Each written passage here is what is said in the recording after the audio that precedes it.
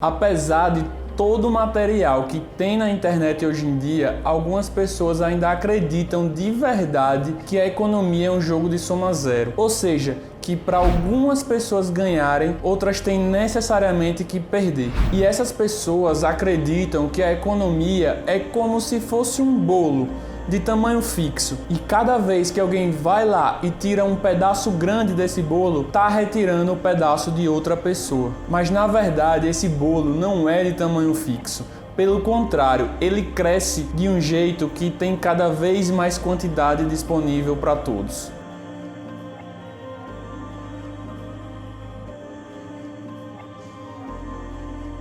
E aí pessoal, meu nome é Nathan Albuquerque. Para quem não me conhece, nesse canal a gente fala sobre educação financeira e hoje a gente vai ver por que a economia não é um jogo de soma zero. Então já deixa seu like, se você não deixou até agora, se inscreve no canal para continuar recebendo vídeos e aprender como investir melhor o seu dinheiro e atingir sua liberdade financeira. O fundador da Escola Austríaca de Economia, Karl Menger, deixou bem claro que para algo ser considerado um bem econômico, deve possuir 4 características. A primeira é que deve existir uma necessidade humana. A segunda é que essa coisa em questão deve ser capaz de satisfazer essa necessidade humana. A terceira é que o indivíduo deve conhecer essa capacidade dessa coisa de atender a essa necessidade humana. E a quarta é que o indivíduo deve ter poder de disposição sobre essa coisa. E olhando para essas 4 circunstâncias, a gente pode concluir que a economia não é um jogo de soma zero, por alguns motivos. Em primeiro lugar, a imensa maioria das coisas que existem na natureza não satisfazem a nossa necessidade.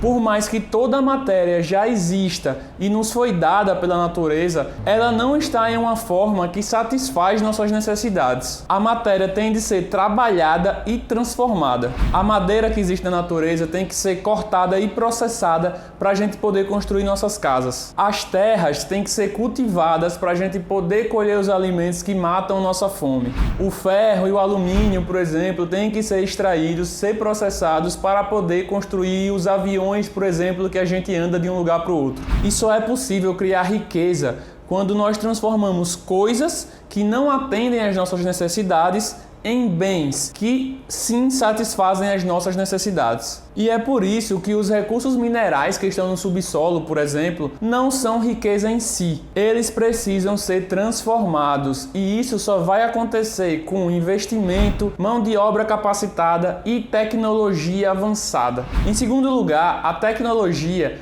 que é a arte de combinar e transformar a matéria até que ela gere o resultado que a gente quer, também não vem de graça. Ela deve ser investigada e experimentada, também conhecido como método científico, que por sua vez também precisa do uso de outros bens econômicos. Em outras palavras, a gente não precisa apenas criar bens econômicos a partir de coisas. A gente também precisa ter a informação de como criar esses bens econômicos. E essa informação, por si só, já gera riqueza, já é considerada riqueza. E o terceiro e último motivo que eu vou deixar para vocês é que, por mais que um bem satisfaça todas as nossas necessidades, ele vai ser totalmente inútil se ele não tiver ao nosso alcance. Em outras palavras, além de produzir os bens, nós também temos que saber como distribuí-los. Então, em nosso sistema econômico, produção e distribuição andam de mãos dadas. E com o intuito de maximizar nossa eficiência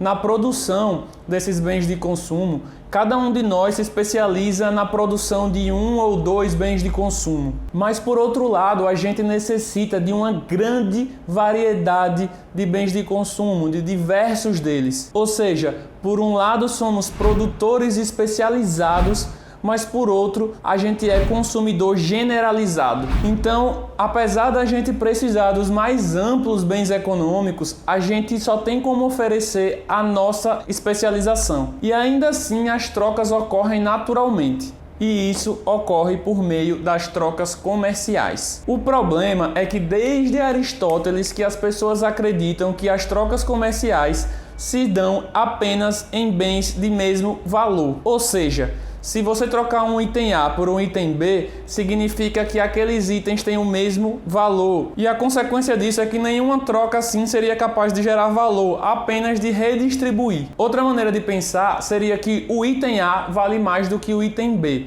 E isso é pior ainda, porque dessa forma, em qualquer transação, um lado ganharia nas custas do outro. Ele entregaria algo com um valor maior em troca de algo com um valor menor. E foi aí que o Carl Menger, o velhinho que a gente viu lá no começo do vídeo, deu a ideia onde o valor atribuído aos bens econômicos é subjetivo, ou seja, cada pessoa atribui um valor subjetivo maior àquele bem que ele está recebendo contra aquele bem que ele está entregando. Afinal, se não fosse assim, se você não desse mais valor ao que você está recebendo do que você está entregando, nenhuma troca comercial aconteceria. E dessa forma a gente percebe que o simples fato de ocorrer trocas comerciais gera riqueza. A gente está recorrendo a um meio para chegar a um fim que é mais valioso para a gente. E um grande exemplo da utilidade da teoria subjetiva é o jogador de futebol, por exemplo. Como é que um jogador de futebol pode ganhar milhões enquanto um trabalhador ganha um salário mínimo? E algumas pessoas não conseguem de forma alguma entender esse conceito. Elas sempre acabam justificando essa posição com um princípio de igualdade de valor das coisas. E a resposta para isso é que os jogadores de futebol ganham muito dinheiro porque há várias empresas patrocinando times e campeonatos.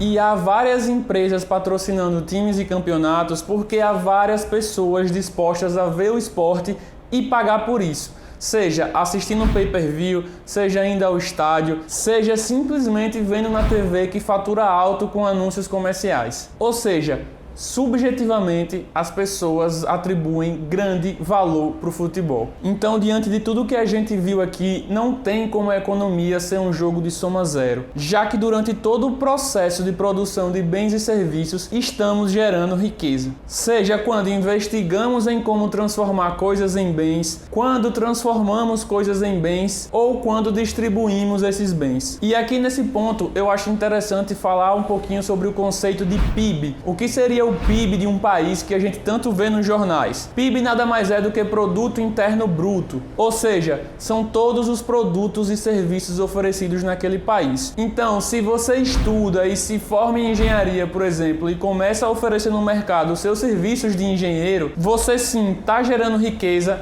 e está aumentando o PIB do país, ou seja, a riqueza do seu país. Então, ao contrário do que a maioria das pessoas acreditam, que a riqueza é algo de tamanho fixo e só é preciso distribuí-la, a economia não é um jogo de soma zero, mas é um jogo de saldo positivo e em crescimento. Ele cresce e permite fatias cada vez maiores para todo mundo. E pelo vídeo de hoje é isso, pessoal. Se você não deixou seu like até agora, deixa seu like, se inscreve no canal para continuar recebendo os vídeos da gente e até o próximo vídeo.